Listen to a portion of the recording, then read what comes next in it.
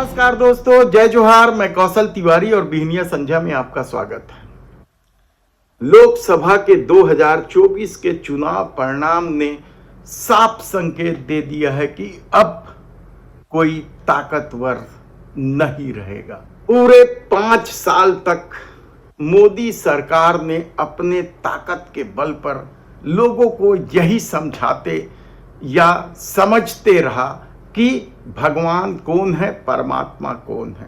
लेकिन जनता ने उन लोगों को जमीन दिखा दी जो पूरे 5 साल तक भगवान समझते और समझाते रहे।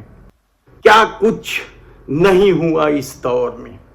किस तरीके से स्वयं को भगवान बता देने की कोशिश में मां के कोख तक को नकारने की बात सामने आई, तो किसी ने सुरेंद्र कहकर देवताओं का राजा तक बता दिया।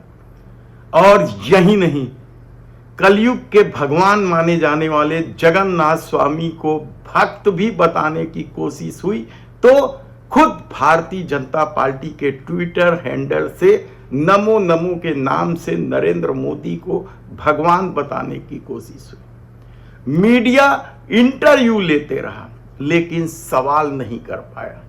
ताकत का अंदाजा आप इस बात से लगा सकते हैं कि विरोधियों के स्वर को कुचलने के लिए क्या कुछ नहीं किया।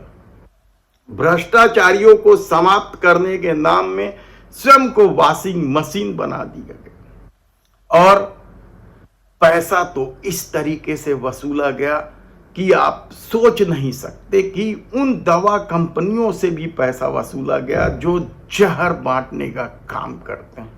गौ माता की दुहाई देकर बीप कंपनियों से भी चंदा वसूली का मामला सामने आया।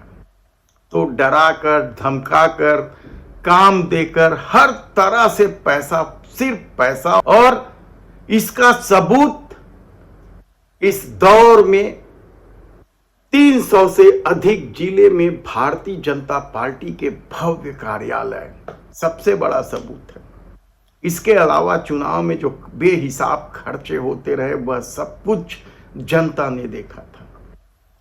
और सत्ता इसी फेर में रही। अब समूची भारतीय जनता पार्टी, आरएसएस, हिंदूवादी इसी फेर में रही कि सिर्फ भगवान समझने और समझाने में जनता वोट दे देगी। यहां तक कि परिणाम के बाद भी अब लोगों को गाली दिया जा रहा है और एक उदाहरण दिया जा रहा है कि अच्छा हुआ राम ने रावण को मारने के लिए हिंदुओं को साथ नहीं ले गए बल्कि भील भालुओं को साथ ले गए। यदि बंदर भालुओं को साथ नहीं ले जाते तो हिंदू भगवान राम को भी धोखा दे देते। यह धारणा बनाई जाती है या यह नैरेटिव सेट किया जा रहा है। यानी आप सोचिए कि एक व्यक्ति के लिए किस हद तक लोगों को गाली दी जा रही है। ये अलग बात है कि उनके रिश्तेदार भी दूसरी पार्टियों में होंगे और रिश्तेदारी वे अच्छे से निभा रहे होंगे, लेकिन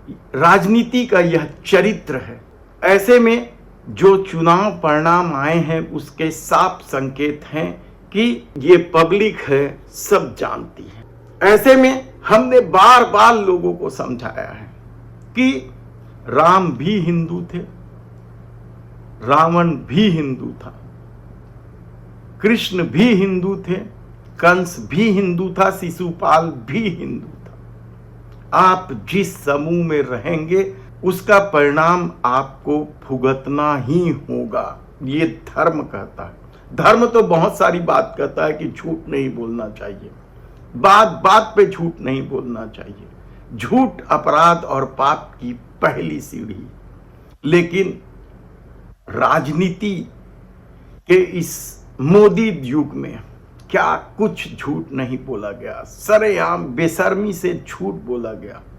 मंगल सूत्र से लेकर मांस, मटन, मछली, खान पान, पहनावा, सब कुछ तो दिखाने की कोशिश हुई, डराने की कोशिश हुई।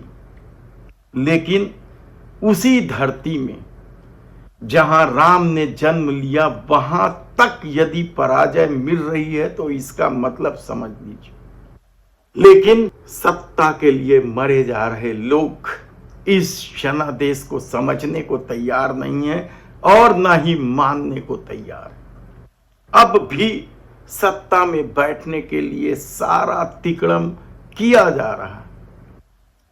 इससे कोई फर्क नहीं पड़ता कि सत्ता किसकी हो, फर्क तो इस बात का पड़ता है कि सत्ता किस तरीके से चलाई जा रही है, किस तरीके से लोगों को बांटा जा रहा है, किस तरीके से नफरत की खाई पैदा की जा रही है।